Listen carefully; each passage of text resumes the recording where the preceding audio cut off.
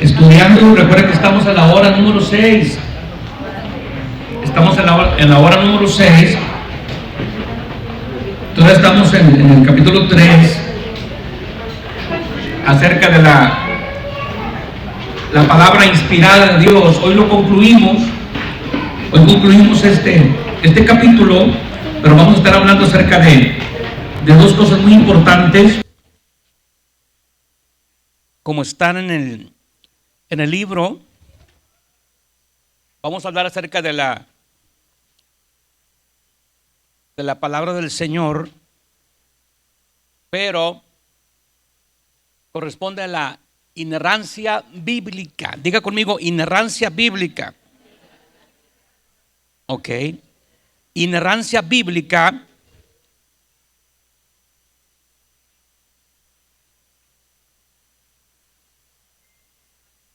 a pesar de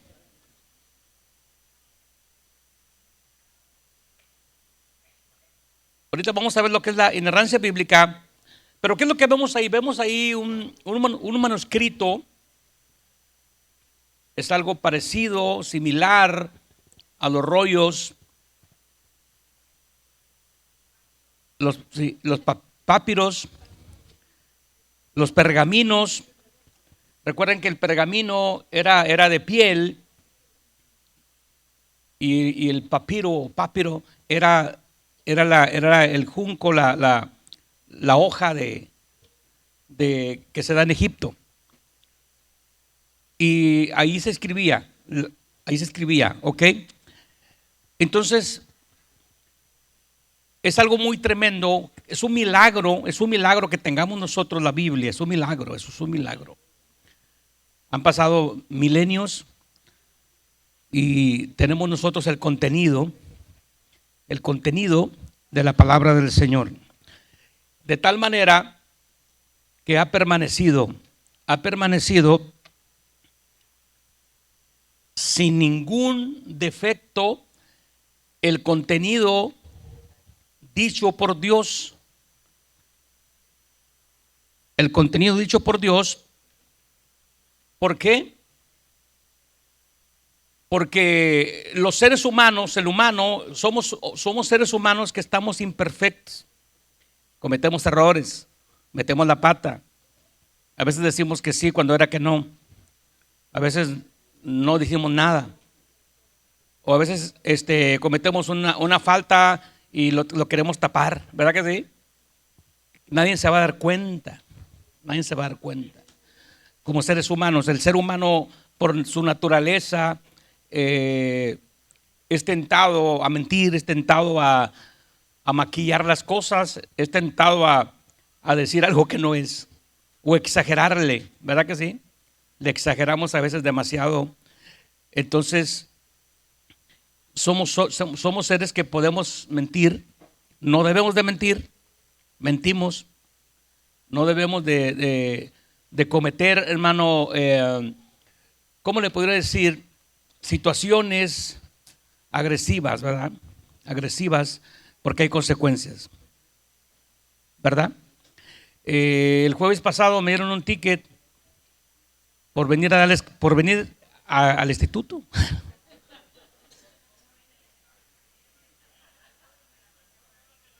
Ustedes no son los culpables, pero pregúntenme dónde puse el carro ahora. A una milla de aquí, hermano. Porque me dieron un ticket porque estaba a 20 pies, no estaba a los 20 pies de la esquina, aquí. O sea que abran los ojos ahora. Y yo dije, oiga, pero es que nomás, bueno, nos dieron a dos ese día, a dos. ¿A quién más le dieron el ticket? ¿Está aquí? No está. De la troca blanca. Bueno, ahora, yo estaba bien inspirado aquí, y luego cuando ya me dice el hermano Seth, yo pensé que él dijo, me dieron un ticket. Dije, ¿te dieron un ticket? Dijo, no, le dieron un ticket a usted. A mí, le dije, a mí. Ok. No era mucho dinero, pero si no se paga se va multiplicando. Ahora, ¿por qué digo esto? Porque a veces lo dejamos para el último, ¿verdad? Lo dejamos para el último. No, yo creo que tenemos que ponernos las pilas. ¿Verdad que sí? Se trata de estudiar, échale ganas, porque a veces están las consecuencias. Y no aprendí. Imagínense, se gradúa y luego que le pregunten ahí en su iglesia o va a predicar, y le hagan una pregunta y usted no les puede contestar. Y todo porque a veces no pusimos atención. ¿Ok? Dijeron amén, ¿verdad? Bueno, ok. Así es. Ok, vamos a entrar a la clase. Entonces estamos hablando acerca de la Biblia, que es la palabra inspirada de Dios. Ok. Y vamos a ver la inerrancia bíblica. La inerrancia bíblica, los términos infalibilidad e inerrancia son usados para hablar de la veracidad de las Escrituras. La Biblia no falla, no hierra, es veraz en todo cuanto afirma. Ahí están unos textos de Mateo 5:17, cuando el Señor habla de las bienaventuranzas, y también está hablando de Juan, el evangelista. La inerrancia de la Biblia, ¿qué entendemos por esto? ¿Cómo lo vamos a definir? Definición de inerrancia, aunque históricamente los términos infalibilidad e inerrancia han sido virtualmente sinónimos en la doctrina cristiana, porque decimos la Biblia es infalible, la Biblia es poderosa, ¿verdad que sí? La palabra de Dios es infalible, es como espada de dos filos que corta por todos lados. Entonces, históricamente estos términos, infalibilidad e inerrancia, han sido virtualmente sinónimos en la doctrina cristiana. En años recientes, muchos evangélicos han preferido uno de los términos sobre el otro. Dice, pues vamos a decir mejor la inerrancia o la infalibilidad. Y se podía, hermanos, para distinguirse en aquellos tiempos que sostenían que la infalibilidad se podía referir al mensaje veraz de la Biblia, sin que por eso tuviera que significar que la Biblia no contiene errores. La pregunta es, ¿la Biblia contiene errores? ¿Contiene errores o no contiene errores? Ok, cuando estamos hablando de la Biblia, estamos hablando de lo que es el elemento físico. El elemento, por ejemplo, los materiales. ¿Los materiales tienen errores? ¿Se pudieron haber equivocado los que escribieron la Biblia? Aparte de la interpretación, cuando la escribieron, vamos a ver, cuando la escriben, primero la escriben, después la transmiten, la interpretan, pero la están escribiendo. ¿Cómo se escribía la Biblia en aquel tiempo? ¿Cómo le estaban haciendo? ¿Qué materiales usaban? Ya lo hemos estado estudiando. ¿Qué usaban para escribir? Si escribían en piedra, como las dos piedras, ¿verdad? Las tablas de la ley, ¿cómo fueron escritas? Dice la palabra de Dios en Éxodo, dice que fueron escritas por el dedo de Dios. Pero Moisés, cuando baja, se enoja y las quiebra. ¿Se fija? Las quiebra.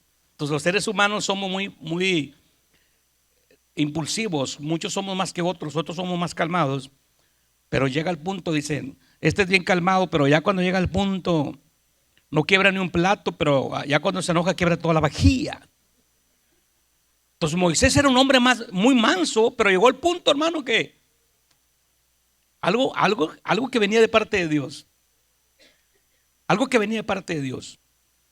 Ahora, los materiales fueron piedra, fueron pieles, barro, metal. ¿Podría haber un error? Sí puede haber un error en el material, no en lo que Dios le dijo. Lo que Dios le dijo está perfecto. Ok, ahora, pero ¿qué hacían los escritores? Corregían. Lo importante es que cuando se cometía un error, lo corregían. Pero ya se quedaba también ahí escrito, ¿verdad? Que era un error de ellos, no un error de la palabra de Dios. Entonces, por eso esta definición de inerrancia, los términos infalibilidad e inerrancia han sido virtualmente sinónimos en la doctrina cristiana, pero los teólogos la difieren, o sea, la separan, y muchas veces se ve como sinónimo, porque la Biblia pues no es falible, es infalible, que puede permanecer. La palabra de Dios permanece para siempre. Amén. Si fuera falible, entonces se termina. Ahora, ¿qué estamos hablando con esto? Mire, ¿qué decían estos teólogos tocante a la Biblia? A ellos les tocó estar en ese tiempo también estudiando, analizando los términos, por ejemplo, inerrancia. Lo estamos viendo nosotros también en estos hombres, porque ¿qué estaban diciendo ellos? ¿Qué decía Agustín? ¿Se acuerdan que ustedes leyeron a Agustín, leyeron a Martín Lutero, a Juan Calvino? ¿Qué es lo que decían ellos acerca de la Biblia? ¿Qué es lo que estaban diciendo? ¿Qué es lo que narraban? Dice Agustín, ¿qué dijo Agustín? Creo muy firmemente que los autores, o sea, él estaba creyendo, creo muy firmemente que los autores estuvieron completamente libres de errores. Es lo que él decía. Ahora, de errores humanos sí puede haber, lógicamente que sí. ¿Verdad que sí? Pero si no se corregía el error, si no se corrige un error, sigue siendo error. Si se corrige un error, ya no es error, porque ya se corrigió el error. ¿Se fija? Entonces, Martín Lutero decía, las escrituras nunca hierran. Donde las santas escrituras establecen algo, se debe de creer. Ahí no nos debemos desviar de las palabras, no nos debes desviar de las palabras. Juan Calvino dijo, el registro seguro es infalible. La regla cierta e inerrante, dice la palabra infalible de Dios, libre de toda mancha o defecto. Lógicamente que sí, la palabra de Dios no tiene defecto, porque es la voz de Dios. Pero ¿qué sucede ahorita? Predicamos la palabra de Dios, pero la podemos predicar mal, ¿verdad que sí? La podemos interpretar mal y la gente la va a escuchar como que está bien. Entonces los seres humanos cometemos errores, podemos manchar el evangelio como se está manchando, podemos manchar una teología porque le damos nuestra propia interpretación. Estos personajes decían eso, pero vamos a ver estas definiciones, una serie de afirmaciones. Por ejemplo, número 1, la verdad de Dios es expresada con exactitud mediante todas las palabras de toda la escritura, a medida que son usadas para construir oraciones inteligibles. Es una serie de afirmaciones que nos deriva de la inerrancia de la palabra de Dios. Número 2, la verdad de Dios es expresada con exactitud mediante todas las palabras de toda la escritura, y no solo las palabras que tienen contenido religioso o teológico. Número 3, la verdad de Dios está expresada de manera inerrante, directamente solo en los autógrafos, que son los escritos originales, y ahorita vamos a hablar de eso, e indirectamente en los apógrafos. ¿Qué es un apógrafo? Es una copia de los escritos originales. ¿Qué es un autógrafo? Es escrito original. Ahora, ¿existen escritos originales hoy en día? No, son copias de copias. Porque había los materiales, había unos materiales que duraban 6 meses nada más. Imagínense cuántos miles de años son. Entonces tiene que ser copia de copia de copia de copias. Pero lo importante es de que son copias de ¿qué? Del original. Si usted saca una copia de algo de una copia de otra copia, posiblemente a lo mejor sale un poco más borroso, ¿verdad? Entonces se tiene que, eso es donde cuando sacan las copias, que dicen, no, pues hay que limpiar la máquina, hablando del tiempo de hoy, hay que remarcarle más, porque no sabe si es una O o es un cero. ¿Y cómo te vas a dar cuenta cómo están escritos los números y cómo están escritas las letras? La O y el cero se parecen. Pero si no se mira bien, Dice, ¿será oro? Digo, ¿será cero o será O? Entonces, es importantísimo esto. Sigamos adelante. Número 4, la inerrancia permite el lenguaje de apariencia, las aproximaciones y las descripciones no contradictorias con varias variantes desde perspectivas diferentes. Por ejemplo, decir que sale el sol no es un error, sino una descripción perceptiva reconocida. ¿Sale el sol? No, está el sol donde mismo, ¿verdad? Son nomás comentarios que narran esto. Ahora, número 5, la inerrancia reconoce el uso del lenguaje figurativo, simbólico y una variedad de formas literarias para presentar la verdad. Es por eso que estudiamos las reglas de interpretación. Es por eso que la Biblia, en sí, la Biblia se interpreta sola, pero la Biblia. Nosotros somos seres humanos que podemos ver diferente, lo vemos de diferente manera. Por eso que hay diferentes doctrinas, diferentes enseñanzas, diferentes creencias, porque lo ven de una forma diferente. Pero para eso hay reglas de hermenéutica. Entonces la inerrancia reconoce el uso del lenguaje, dice, sí se debe usar una buena hermenéutica para poder dar una buena interpretación. ¿Ok? Número 6. La inerrancia comprende que las citas de afirmaciones del Antiguo Testamento en el Nuevo pueden ser paráfrasis y pueden no tener la intención de ser citas literales palabra por palabra. Es importantísimo esto. Hay palabras, como dice aquí, comprende que las citas de las afirmaciones del Antiguo Testamento en el Nuevo pueden ser paráfrasis y pueden no tener la intención de ser citas literales palabra por palabra. Tienes que ver en qué sentido lo está diciendo el autor. Por ejemplo, como en el tabernáculo, cuando usted lee el tabernáculo, los rituales, lo que se usaba, los elementos, son de tipo tipológico, simbólico, figurativo y también escatológico o profético, porque apuntaban a qué, a algo futuro, como el cordero pascual, el candelabro o el candelero. Todo eso apuntaba a Cristo, es una tipología de Cristo. Cuando usted ve eso en el Antiguo Testamento y luego lo ve en el Nuevo Testamento, en el Antiguo Testamento y luego lo vemos en el Nuevo Testamento, cuando vemos que Cristo dice que hay 7 candeleros de oro, cuando Jesucristo también es la luz del mundo. Número 7. La inerrancia, vamos a leer, la inerrancia considera los métodos culturales e históricos de informar sobre cosas como genealogías, medidas, estadísticas como válidos, en lugar de exigir los métodos modernos de hoy que demandan una precisión tecnológica. La inerrancia considera los métodos culturales, tiene que ver con la cultura, para poder informar como las genealogías. Miren, los judíos, hermano, tenían mucho cuidado en ese sentido.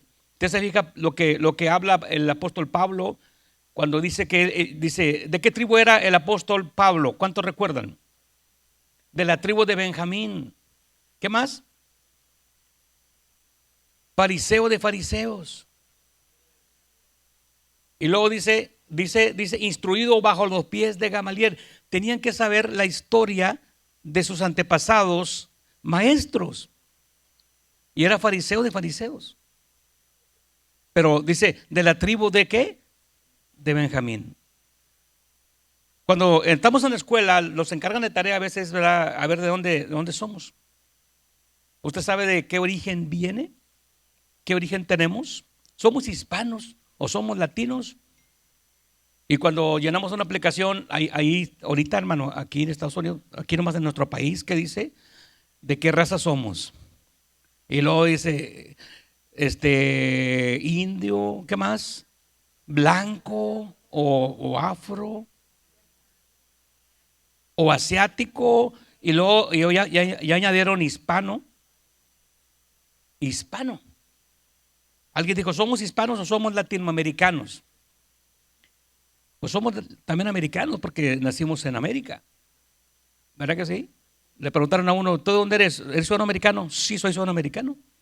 Ah, ok. Le creyeron, pero era ciudadano americano de Estados Unidos de México. ¿Mintió? No mintió porque es ciudadano americano. Pero no le preguntaron de dónde, si de Norteamérica o de Centroamérica o de México. Pero es ciudadano americano. Somos del continente americano. Es como el que dice, ¿eres asiático? A todos nosotros, fíjense, nosotros decimos, son asiáticos porque tienen los ojos chiquitos, pero puede ser de Filipinas, puede ser de Tailandia, de Japón, de China, ¿de dónde más? Corea, son asiáticos, son asiáticos. ¿Verdad que sí? Todos se parecen, dice, todos se parecen. También los hispanos todos los parecemos, ¿verdad? Uno que otro de ojos azules y todo. ¿Verdad que sí?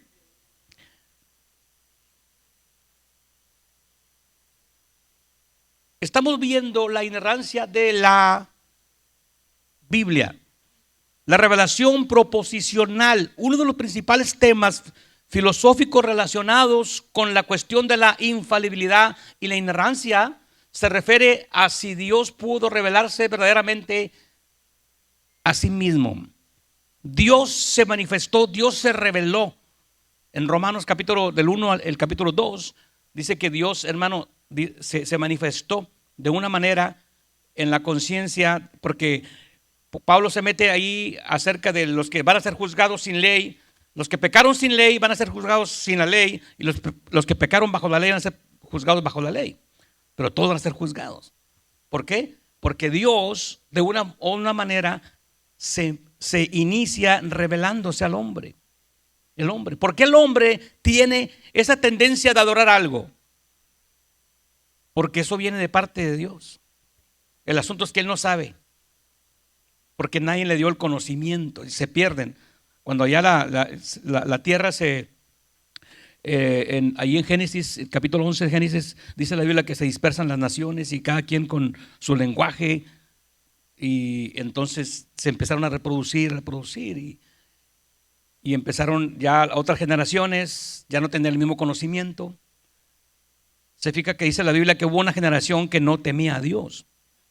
Y cuando Cristo llega, dice generación y perversa, generación de víboras, empezó a hablar también con el Bautista. ¿Por qué? Porque llega el momento que se va quitando ese conocimiento.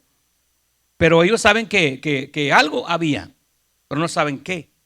Entonces, Dios se empieza a revelar también proposicionalmente.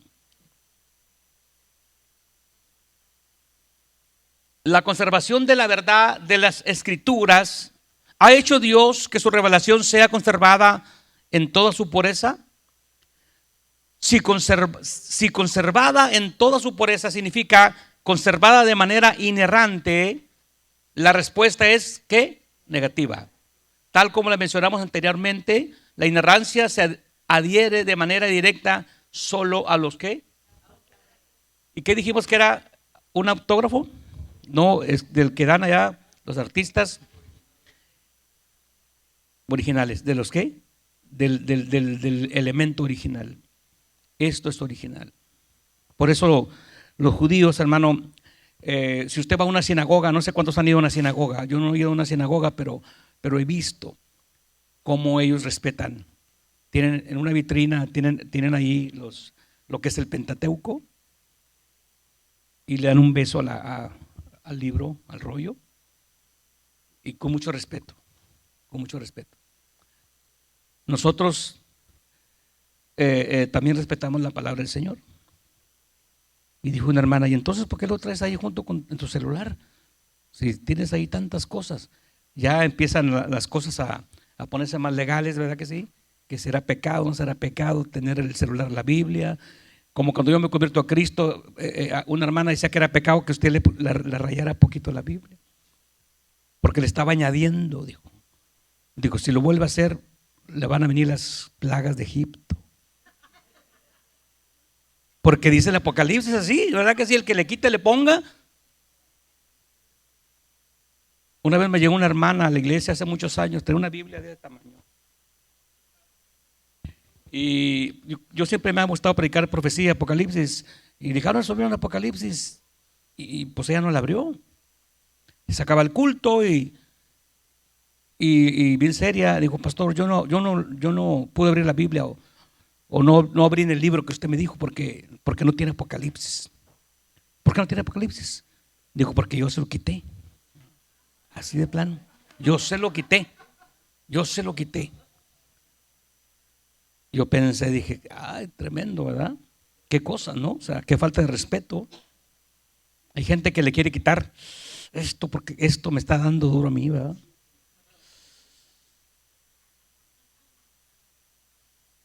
Cuando entramos a las traducciones, a las versiones, es lo que ha pasado. Es lo que ha pasado. Hay que tener mucho cuidado con esto. Porque no conservan la verdad, no conservan el mensaje genuino, no conservan el mensaje original. Cuando lleguemos al cielo, hermano, lo más seguro que muchos profetas o apóstoles van a decir, yo no dije eso. ¿Se fija? Yo estaba dando a entender otra cosa. Si entramos en ese tema allá. Entonces, dijimos que Dios se revela de muchas maneras. Dios se revelaba de muchas maneras en el Antiguo Testamento. Ahora, ¿cómo se revelaba Dios? ¿Cómo se comunicaba Dios? Desde el inicio. Está Adán y Eva solos, todavía no tienen familia, después llega la familia, pero ¿cómo se revelaba Dios a ellos? Dice que hablaba con ellos. Verbalmente. No podían ver a Dios porque nadie puede ver a Dios, pero sí lo pueden escuchar. Y se seguía manifestando el Señor. ¿Cómo llegan los profetas? Se forma Israel. Dios inicia con una familia. La familia de ¿quién? De Abraham. ¿Se fija? Dios le confió a Abraham. Abraham le confió, hermano, le confió este propósito, le confió la palabra de Dios a Abraham. ¿Por qué? Porque de ahí vienen los hijos de fe. Los que son de fe son hijos de Abraham. Entonces Dios se manifestaba, pero ¿cómo les hablaba? Por la palabra, por sueños, pero más adelante va cambiando. ¿Por qué?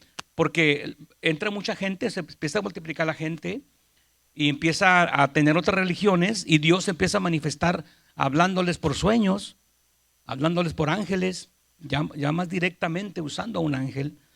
Y luego cuando están los sacerdotes ya tienen esa autoridad espiritual que es el sacerdote para poder instruirlos en la ley que ya para ese tiempo ya tenían escrito.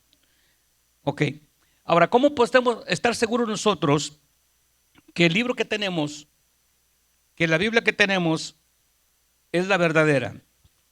¿No le han dicho, esa Biblia le falta? Ustedes tienen la Biblia, les falta la Biblia. ¿Sabe que los testigos de Jehová tienen su propia versión? Y los mormones, ya dijimos, los mormones la Biblia la tienen nomás como consulta. Para eso está el canon, por eso vamos a ver el canon de las Escrituras.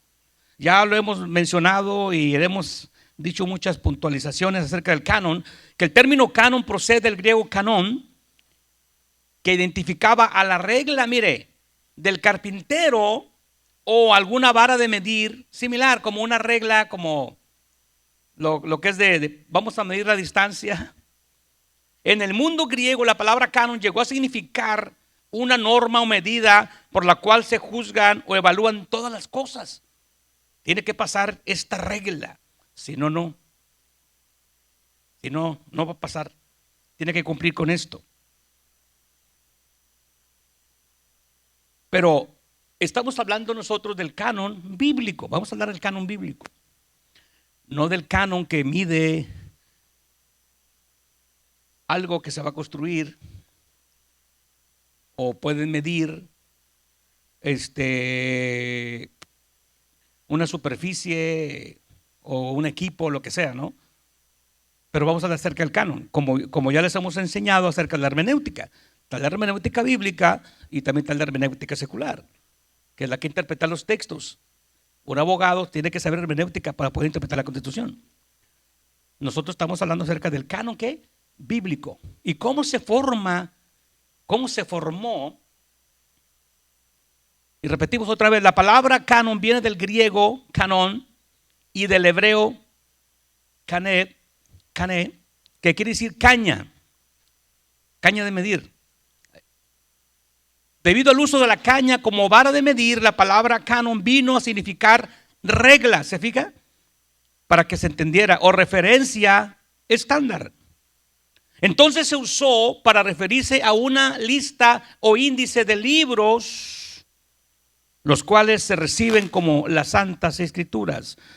Entonces es bien usar esta regla, es una regla. Dijimos que es el canon bíblico, ¿verdad que sí?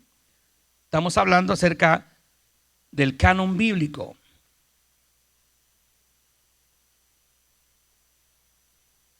Cuando hablamos de los libros canónicos, ¿a qué nos estamos refiriendo? Nos referimos a aquellos que entendemos que tienen autoridad divina y que comprenden nuestra Biblia. Cuando hablamos del canon bíblico, estamos hablando de este conjunto de libros que pasaron, ¿qué? La prueba de la regla, pasaron. Es como cuando se hace la prueba del carbón 14, o se hace una prueba cuando alguien va a checar una droga. Usted ha visto, ¿verdad?, cómo checan la droga, le ponen un líquido y lo mueven, y si se pone de un cierto color, ¿qué dicen? Es droga. Y muchos se pasan de listos y piensan que no va a salir nada. Si el perro lo detecta, hermano, imagínense. Un hombre ya con mucha sabiduría, o sea, que Dios le da. Entonces, hay libros, hermano, que se creen religiosos, espirituales, y sí pasan su canon, su regla de su organización, su fe, pero la bíblica no. Y es por eso vamos a darnos cuenta cuáles son los libros que realmente están inspirados y están aprobados. El canon del Antiguo Testamento, tenemos el Antiguo Testamento y tenemos el Nuevo Testamento. La palabra testamento viene del latín testamentum. Testamento, cuando hablamos de testamento, nosotros se nos viene a la mente herencia, se nos viene a la mente una propiedad, testamento. Antes de que se nos vaya a ir, que firme, ¿verdad que sí? Porque si no dejó testamento o quedó intestado y que no sé qué. Porque tienen el concepto de qué, de testamento, de ese tipo de cosas. Pero cuando la Biblia habla de testamento, no se refiere a ese tipo de testamento. No tenga, nos dejó este testamento. No es eso. Ahora, el canon del Antiguo Testamento son las escrituras hebreas. Ellos la dividen en diferentes divisiones. ¿Y por qué pasa esto? Porque Dios quiso que sus palabras se quedaran escritas. Si Dios no hubiera querido, no hubiera sido, nomás había sido oralmente, porque al principio era oral y era más difícil, te tenían que aprender todo. Y si no, si escribiendo nos equivocamos, ahora hablando, y no, si no dormiste bien o comiste de más en la noche, pues vas a hablar tantas cosas. Ok. El canon del Antiguo Testamento, el proceso histórico, vamos a ver el proceso histórico del canon. Esdras, todos saben quién era Esdras, ¿verdad? Libro de Esdras. Fíjese ¿quién era Esdras? Pues nomás dice Esdras. Es el padre del canon del Antiguo Testamento en el siglo V antes de Cristo, que contiene la Torá, que es la ley, que son los 5 libros, es el Pentateuco. Pero también contiene los Nefeim, que son los profetas, y los Ketubim, otros escritos. La canonización del concilio de Jamnia en el año 96 después de Cristo, esto fue después del año 70, cuando el templo es destruido. Recuerden que Roma destruye el templo y se queda con todo. ¿Y ahora qué? Ahora, ¿qué sucede con las escrituras? ¿Qué sucede con el arca del pacto? ¿Qué sucede con todo lo que conllevaba lo que eran los rituales? Bueno, se tiene que reconstruir otra vez. se tiene que reconstruir. ¿Por qué? Porque si ya está quemado o está oculto, como se han descubierto ahorita, hermanos, se han descubierto en nuestra era. Ya nos damos cuenta que descubrieron hace algunos años unos escritos que estaban en unas cuevas, en las cuevas de Qumran. Entonces ahí está dando evidencia. Entonces, ¿cuántos no hicieron eso? Como cuántos no quemaron también libros, pergaminos. Pero hubo quien los enterró, hubo quien, hermano, dio su vida, ¿verdad que sí? Y los escondió. Y se van a empezar a encontrar muchas cosas. Pero eso también puede tender a que haya corrupción. Por eso Dios permitió que en este tiempo se dieran cuenta para poder checar el tiempo, ¿verdad que sí? Si eran de cuánto tiempo. Tenemos la tecnología que está avanzada, que puede darse cuenta, ¿verdad que sí? De qué tiempo es. ¿Ok? Entonces el canon del Antiguo Testamento, esta evidencia apunta a que el canon del Antiguo Testamento ya estaba fijo en el tiempo de Jesús. Cuando Jesús llega, ya había un canon, porque ¿quién fue el padre del canon? Dijimos, Esdras. Entonces ya había esa regla de saber cuáles eran los libros inspirados. Tanto Jesús como los apóstoles citaron las escrituras refiriéndose a lo que conocemos hoy como el Antiguo Testamento. ¿Se acuerda que Jesús citó a Daniel? Mateo 24. Jesús citó a Moisés, ¿verdad? Acerca de los salmos y lo que escribió Moisés cuando él resucita. El canon del Antiguo Testamento citado en el Nuevo Testamento, ahí está el Evangelio de Juan, ahí están las citas para que usted las pueda leer y se dé cuenta. La más grandiosa biblioteca del mundo. ¿Cuál es la más grandiosa biblioteca del mundo? Esta. El plan de Dios en 66 libros escritos en un periodo de 1500 años y usó a más de 40 escritores, a más de 40. Imagínense, en un periodo de ¿cuántos años? 1500. Porque después de que se derriba el templo, hermano, Juan estaba vivo. Juan, ¿se acuerdan? Estaba el apóstol Pablo, escribe también sus cartas. Entonces esa es la biblioteca más tremenda.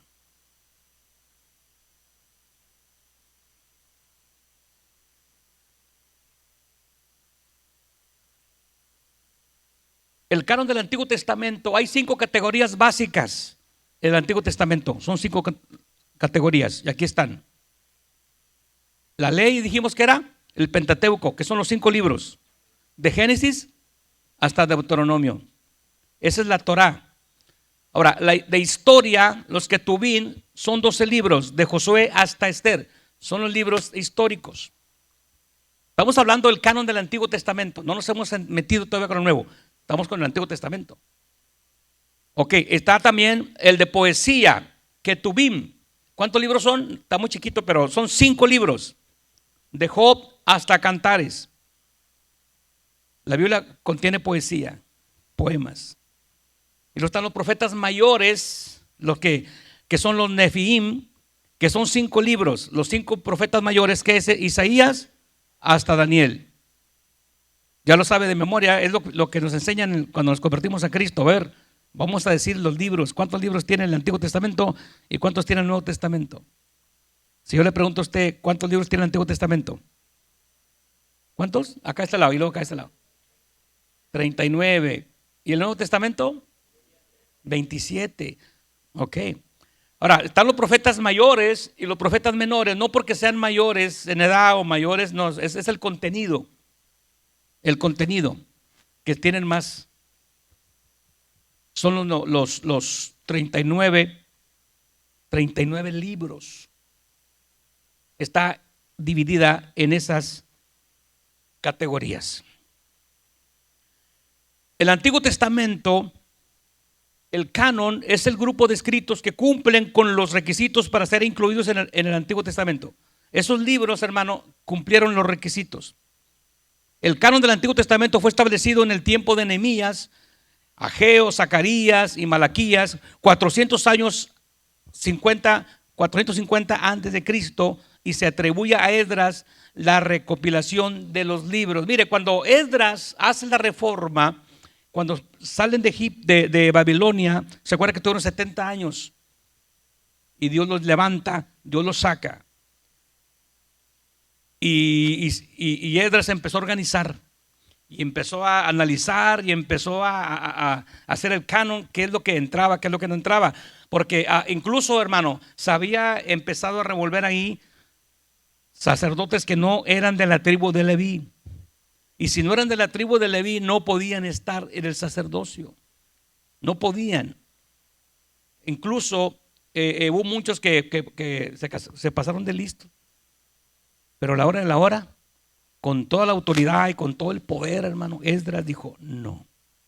Ahí está el libro de Esdras. Después de muchos años de trabajo, acordaron en fijar en 22 libros el Antiguo Testamento hebreo. Estos 22 corresponden exactamente a los 39 libros. Ahora, nosotros tenemos 39, pero ¿por qué tenemos 39?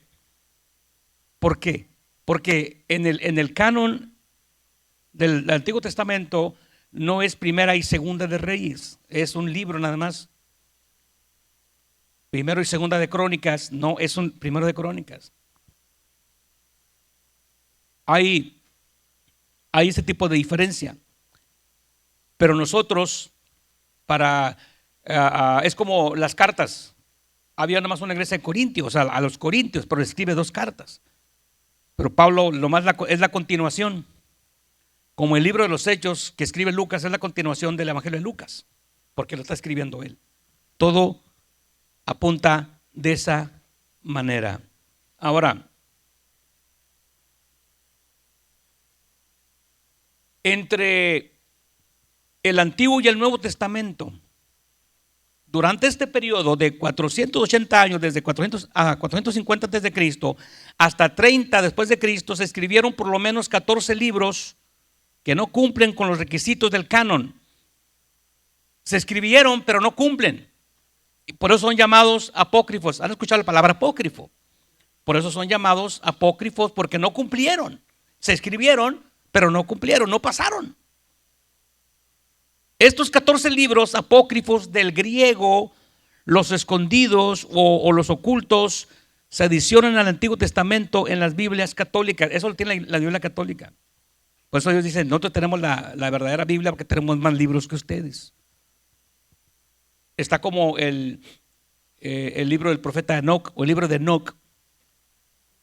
Ese no pasó el canon. ¿Y por qué no pasó el canon? Porque vienen muchas cosas que muchos predicadores hoy en día están sacando. Y usted va a escuchar a alguien ahí que hubo una raza preadámica y que los gigantes que nacieron en el tiempo de Noé eran los ángeles con los seres humanos. Eso lo dice el libro de Enoc. Entonces, ¿cómo va a querer usted un libro creer en la enseñanza que no pasó? Dijeron, no, esto no pasa. Pues lógicamente, ¿cómo que un ángel va a embarazar a una mujer? ¿Usted qué cree? Y hay predicadores que sí, dicen. Y se hicieron gigantes. Hermano, Dios tiene todo bajo control. Ninguna especie se puede mezclar con otra especie. Un pato no puede embarazar a una gallina, ¿o sí? Pero que no, son aves. Entonces, ¿cómo un ángel va a embarazar a una mujer? Nada que ver. Pero lo enseñan. ¿De dónde lo sacaron? Del libro de Enoc, y hay muchas otras cosas. El término oculto tiene que ver también con el origen gnóstico de muchos de estos libros, especialmente los escritos después del año 150 después de Cristo. Imagínense.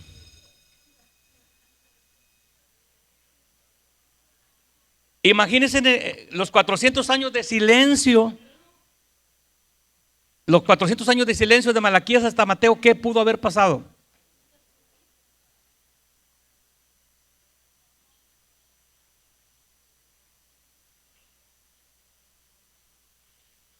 Ahorita les vamos a mandar el PowerPoint para que lo tengan, hermanos, y ya lo vean con más detenimiento, porque yo sé que los llevo a 1000 por uno, ¿verdad? Sí. Dios los bendiga, mis hermanos.